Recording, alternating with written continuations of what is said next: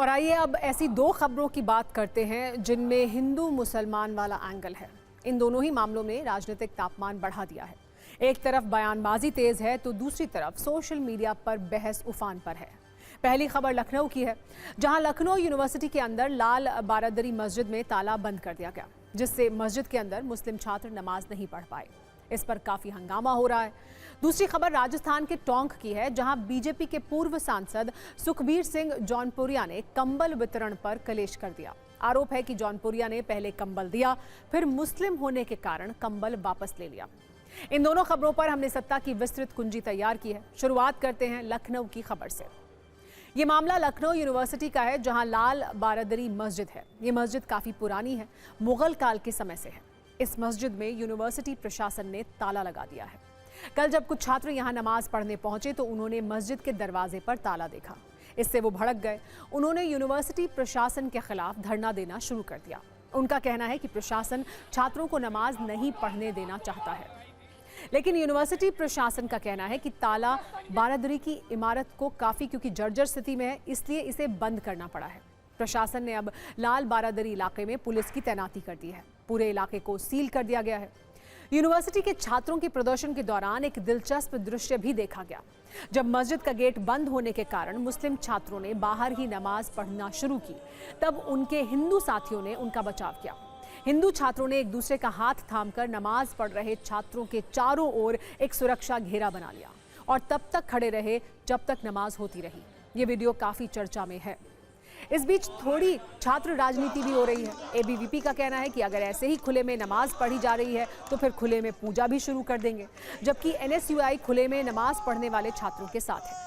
मौजूदा स्थिति यह है कि लाल बारादरी में ताला लगा हुआ है और तनाव बढ़ता जा रहा है। कुल मिलाकर यूनिवर्सिटी में हिंदू मुसलमान वाला रंग काफी तेजी से चढ़ रहा है। लखनऊ विश्वविद्यालय में लाल बारादरी में नमाज को बंद करने और बिल्डिंग को सील करने के बाद यहां पर छात्रों का विरोध जो है वो लगातार जारी है। सुबह जब हम लोग नमाज पढ़ने के लिए आए तो पूरी तरह से खुला हुआ था। हम लोग मस्जिद के अंदर गए, नमाज पढ़े हैं। उसके बाद जब दोपहर में जोहर की नमाज पढ़ने के लिए आते तो ताला लगा के उसको सील करके दीवार उठाई जा रही थी। भवन में लगातार दुर्घटनाएं बढ़ रही थी, उसके मद्देनजर यहाँ पे इस बिल्डिंग को सील कर दिया गया। सील करने के बाद कुछ लोगों ने अवैध तरीके से यहाँ पे अजान देने और अपनी इबादत करने का काम किया है। जब मैं अपनी धार्मिक पद्धतियों को मंदिर में फॉलो कर रहा हूँ या अपने घर में फॉलो कर रहा हूँ, तो आपको किसने अधिकार दे दिया है कि लखनऊ विश्वविद्यालय के बीचों बीच एपिसेंटर में आकर के आप नमाज अदा कर रहे हैं और इफ्तार पार्टी कर रहे हैं? जब मैं नहीं कर रहा हूं, यानी विश्वविद्यालय का जब छात्र यहाँ पे ऐसी स्थितियां नहीं पैदा कर रहा है, तो आपको भी नहीं करने देगा। प्रदेश अध्यक्ष के आने से पहले नहीं जर्जर बिल्डिंग थी, आप बताइए। और उसके बाद रमजान जैसे पवित्र माह में आप समय दे देते 10-15 दिन, या तो इसका ताला खोलिए, इस गेट को खोलिए, नहीं तो जो हमारे मुसलमान भाई रमजान की नमाज पढ़ रहे हैं, रोजा रख रहे हैं, उनके लिए एक वैकल्पिक व्यवस्था, इतना बड़ा विश्वविद्यालय परिसर है, कहीं पे नमाज पढ़ने का मौका दीजिए। इसको मस्जिद तो नहीं कह सकते हैं, किसी भी स्थान पर बैठ के आप कुछ भी पढ़ सकते हैं, नहीं है। यहाँ पे बिल्डिंग बनी है, क्षतिग्रस्त है, इसे रोका गया है, तो आप इसके अंदर कोई परमिशन नहीं दी गई है कि आप आइए नमाज पढ़िए। भाई नमाज हो रही तो आप नमाज होने दें, या फिर आप पहले नोटिस दे दें कि भाई नमाज यहाँ नहीं पढ़नी है, ये बिल्डिंग बहुत कमज़ोर हो गई है, गिरने वाली है, तो आप पहले से बता दें भाई। अब अचानक से आप ऐसे आके बंद कर देंगे। जब आपको वहाँ पे गेट फेंसिंग कर दिया गया तो आप वहाँ बैठ के नमाज पढ़ रहे हैं। नमाज पढ़ने का परमिशन किसने दिया? यहाँ इफ्तार हो रही है, इफ्तार का परमिशन आपको किसने दिया? क्या विश्वविद्यालय से आपने अनुमति ली?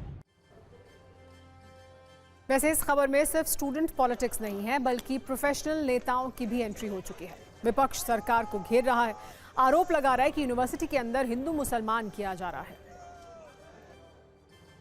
लखनऊ विश्वविद्यालय है या दूसरे महाविद्यालयों का परिसर है, उसको राजनीति का अखाड़ा नहीं बनना चाहिए। लेकिन पिछले कुछ दिनों में लखनऊ विश्वविद्यालयों में जिस तरह से आरएसएस और भारतीय जनता पार्टी के नेताओं का आना जाना हुआ, उसके बाद एकाएक इस तरह का फैसला लखनऊ विश्वविद्यालय प्रशासन का ले लेना, ये कहीं ना कहीं इस बात पे भी इशारा करता है कि इसमें कहीं ना कहीं भारतीय जनता पार्टी शामिल है। चिंगारी का खेल बुरा होता है।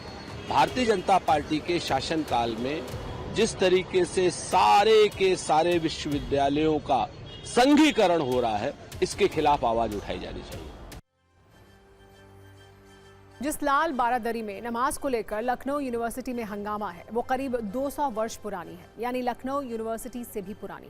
इसका निर्माण 18वीं शताब्दी में नवाब नसीरुद्दीन हैदर ने कराया था। अब ये लखनऊ यूनिवर्सिटी कैंपस का हिस्सा है। लाल बारादरी भारतीय पुरातत्व सर्वेक्षण यानी ASI द्वारा संरक्षित है। लाल बारादरी मस्जिद में बारादरी शब्द का अर्थ है 12 दरवाजों वाला ऐसा भवन जो हवा और रोशनी के लिए चारों तरफ से खुला हो, जबकि लाल पत्थरों से बने होने के कारण इसे लाल बारादरी कहते हैं।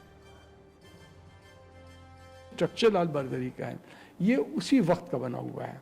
ये नसरुद्दीन हैदर के वक्त का बना हुआ है। नसरुद्दीन हैदर ने ही इसको बनवाया था, नाम नसरुद्दीन हैदर ने, टू बी वेरी स्पेसिफिक। और उसके बाद में 1857 के अंदर, चूँकि यही जब गदर का वक्त था, फर्स्ट वॉर ऑफ इंडिपेंडेंस जिसको आप कहते हैं, तो उस समय ये भारत के जो स्वतंत्रता सेनानी उनके कब्जे में था। यहीं से गोला जो फायर किया गया था जिससे कि हेनरी लॉरेंस की डेथ हुई थी। तो ये नसरुद्दीन हैदर के वक्त का बना हुआ है।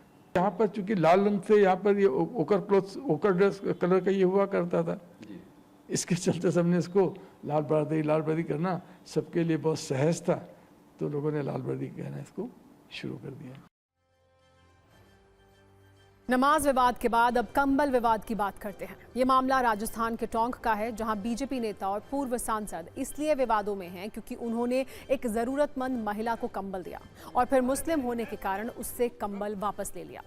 दरअसल रविवार को टोंक में पूर्व सांसद सुखबीर सिंह जौनपुरिया जरूरतमंदों को कंबल बांट रहे थे। इस लाइन में कई मुस्लिम महिलाएं भी शामिल थीं।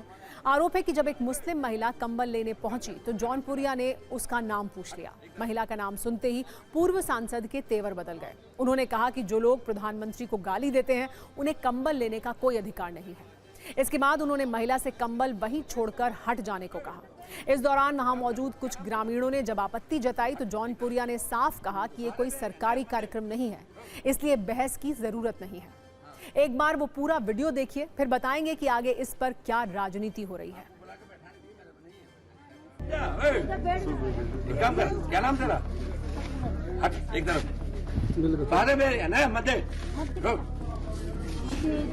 हाँ,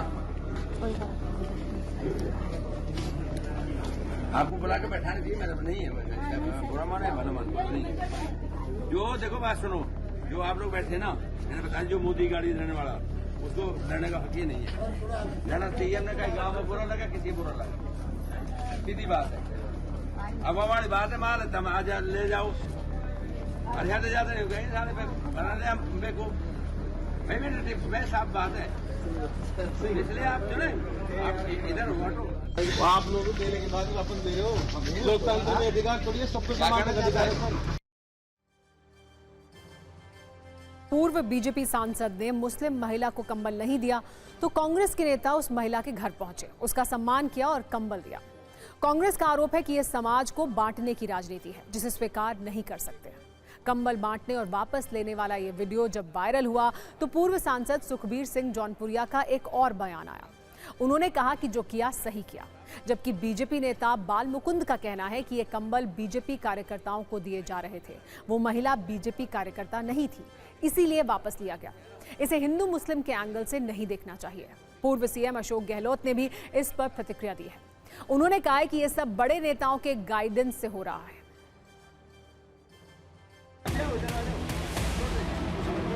जो देखो बात सुनो, जो आप लोग बैठे ना, मैंने बताया जो मोदी गाड़ी रहने वाला उसको लड़ने का हक ही नहीं है। जब आपको बुलाया भी नहीं है, हमने आपको कहा भी नहीं है कि आप कम्बल बंट रहे हैं, आप आ जाओ कम्बल ले जाओ, और आप धनामस्ती आके बैठ गए तो कार्यक्रम को खराब करने की नीति से आए।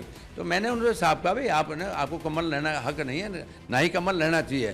तो मैं उस बात को रखा था और मैं अभी भी इस बात को आपके माध्यम से कह रहा हूँ कि आप में मेरी वजह से किसी को ठेस पहुंची हो तो बात अलग है, नहीं तो मैं अपनी बात पे अभी अड़ी हूँ। तो इस बात के लिए उन्होंने बात का पतंगड़ बना दिया जो बहुत ज़्यादा आगे बढ़ गया। तो लगता है जो है ऊपर के गाइडेंस से सब कुछ हो रहा वहाँ पर, तो दुर्भाग्यपूर्ण। वो वीडियो में अभी परीक्षण करवा रहा हूँ, जैसी भी रिपोर्ट आएगी उसके बाद में आपसे जरूर बात। कोई जांच करा रहे हैं क्या इसकी? नहीं, मैं मेरे पास आया वीडियो तो मैं उसका पूरा परीक्षण करवा करके क्या सत्य क्या है, यही लग रहा है आपको वीडियो या किस तरीके से? अभी मैं कुछ कह नहीं सकता, मैंने अभी मंगवाया। बीजेपी के नेता इस देश में केरोसिन छिड़क करके आग लगाना चाहते हैं, वोटों के लिए ये किसी भी हद तक नीचे गिर सकते हैं। वो जो काम किया है वो जौनपुरिया जी ने किया, और ये बीजेपी की पार्टी का आइडियोलॉजी, उसका एजेंडे का हिस्सा है, नहीं कि उन्होंने कोई अचानक किया है। देशद्रोही जैसा स्वभाव अगर कोई रखेगा, भारत के प्रधानमंत्री जैसो प्रधानमंत्री एक सर्वमान्य है, सबने मिलकर चुना है, कोई पार्टी ने मिलकर थोड़े चुना है। प्रधानमंत्री जी को अपमानित करने का, गाली देने का काम करेगा तो क्या उसकी आरती उतारी जाएगी? ये कोई हिंदू मुस्लिम का मामला नहीं श्रीमान। हम कभी भी तुष्टीकरण भेदभाव नहीं करते।